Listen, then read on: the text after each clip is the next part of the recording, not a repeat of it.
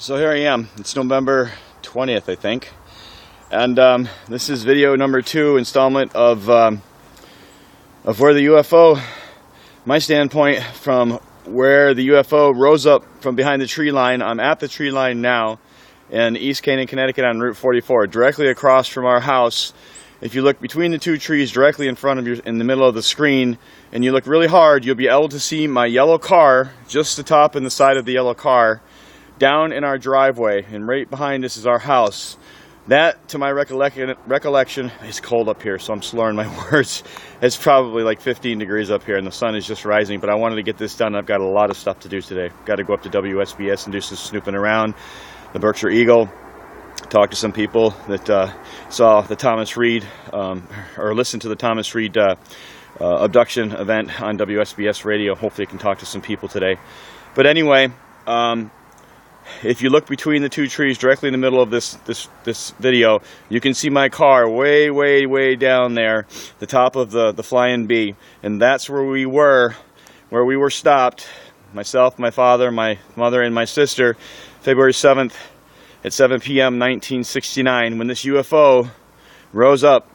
And I'm going to pan the camera around and show you where it rose up from. I am at the point where it basically rose up from. This is a tree line just to the left, if you are looking towards, if you're looking north, just to the left of the cemetery. So I'm going to pan around really slowly here and give you an idea of, this is O'Connor's gravel pit behind me. This is a huge gravel pit with many flat spaces out there.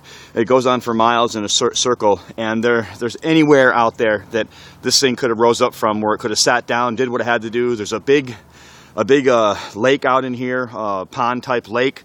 They could have been taking water, maybe to recharge the cells of their craft. I don't know.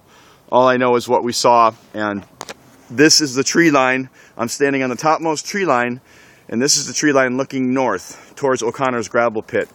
And as you can see, it's very dense up here.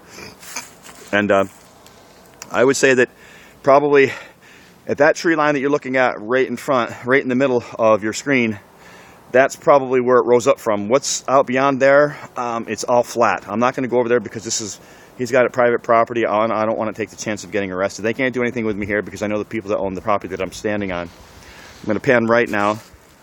And there's another lot there, over there, and then coming back down, and again, right between those two oddly shaped trees, right in the middle of your screen, if you look way down there, you'll be able to see the top of my yellow Flying B animal transport in our driveway, our old driveway in East Canaan, Connecticut, just off Route 44. That's where we were the night, February 7th, 1969 at 7 p.m. We were going up to my father's parents' house, which is just east of us, about a quarter mile up the road, to my grandfather's birthday. And that's when we saw it. It just rose up, and it was probably, I would say, right about there, right up there, and at about 500 feet, and it just hovered there, and for about 45 seconds to a minute, and just whoosh, it shot off in a green flash, and it was gone.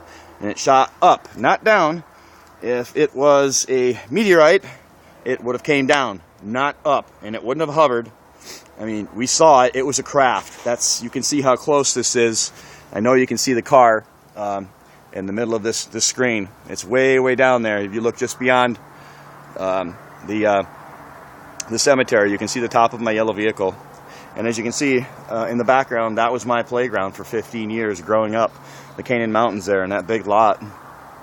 I mean, we used to see bears back in the 70s when they said there were no bears in Connecticut. Bull crap.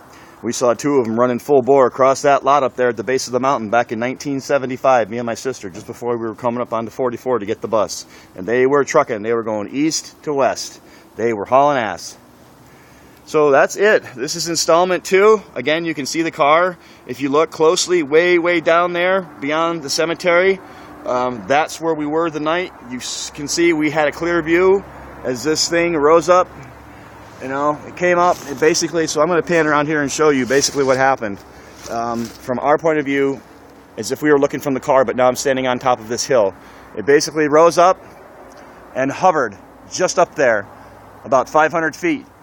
And it was just there, hovering, red, green, yellow, blue, white lights in a clockwise circular motion, little lights around the middle of the craft, and it's just going all the way around the craft. It's like really, really fast, but really, really slow, like in slow motion, the lights.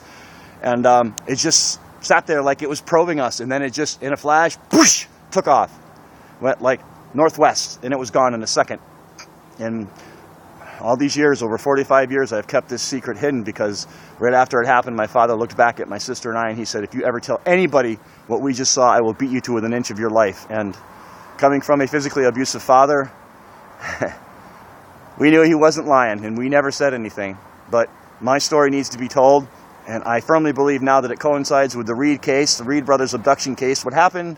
It happened just 4 miles, barely 4 miles away from where we live here. The same year, 1969, they got abducted again, and Thomas was coming back from a horse riding event at Butternut Basin area, and it happened near his home. But his first time was 1966 that they can recollect, when him and his brother were actually abducted out of their house on Borden Street, which I just visited this week, in Sheffield, Mass.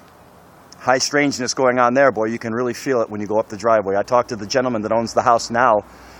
He was very reluctant to talk about it, but he acknowledged that, he knew what was going on. So anyway, that's it. And again, here's, it probably rose up out there by the tree line and came up. God, it's cold out here. So that's it. That's my story. Believe it, because it's true and it happened. I have nothing to gain but the truth by it. My story needs to be told, and I hope it gets out there. Thank you.